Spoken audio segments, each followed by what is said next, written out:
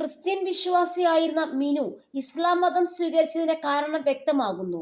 48 minute ദൈർഘ്യമുള്ള വീഡിയോയിൽ താൻ എന്തുകൊണ്ടാണ് മതം മാറിയെന്നാണ് നടി വ്യക്തമാക്കുന്നത്. ഫേസ്ബുക്ക് വീഡിയോയിലൂടെയാണ് കാരണം വ്യക്തമാക്കിയത്.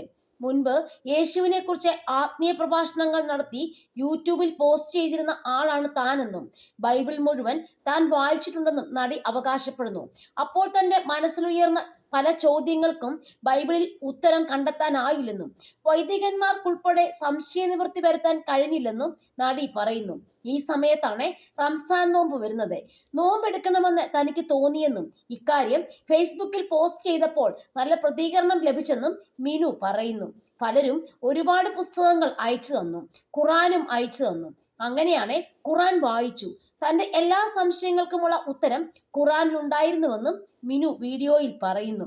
ഡാ തടിയ, കലണ്ടർ തുടങ്ങിയ സിനിമകളിലും നിരവധി സീരിയലുകളിലും വേഷമിട്ട നടിയാണ് മിനു കുര്യൻ. മിനു കുര്യൻ എന്ന പേര് മാറ്റി മിനു മുനീർ എന്നാക്കുകയും ചെയ്തു.